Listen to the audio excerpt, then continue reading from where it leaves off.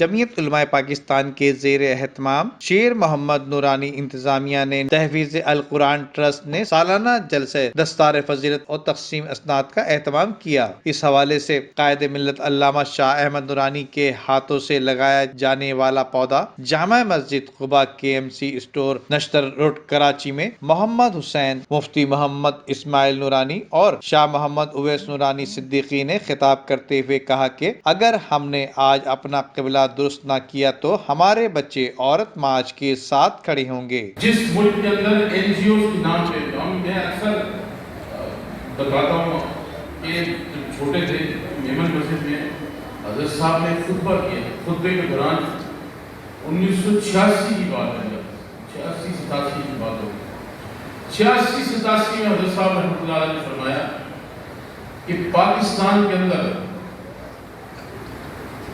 ایسی NGOs مغربی تہذیب کو اجاگر کر رہی ہیں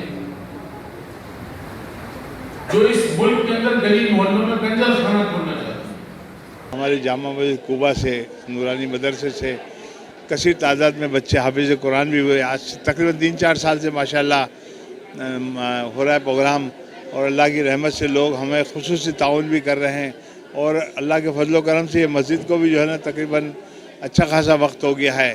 اب انشاءاللہ ایک اور مدرسہ جس میں درس نظامی بچیوں کے لیے لیل بنات وغیرہ کا بھی ہمارا پروگرام ہے انشاءاللہ۔ ماشاءاللہ ہمیشہ بچے ہمارے پاس 250 بچے پڑھتے ہیں اس مدرسے میں الحمدللہ، اور یہ قائد اہل سنت علامہ شاہ احمد نورانی کا یہ پودا ہے، یہ مسجد انہوں نے ہی ہمیں جگہ دلوائی تھی۔ سر یہ حافظ جو بنتے ہیں نا وہ دیر سے بنتے ہیں، یہ سال میں نہیں بنتے حافظ، یہ بنتے ہیں 3 سال میں 4 سال میں یہ حافظ قرآن بنتے ہیں۔ نادرہ والے ہمارے پاس زیادہ ہیں لیکن حافظ کم ہے، اس لیے ہیں وہ 3-4 سال کے بعد بنتے ہیں۔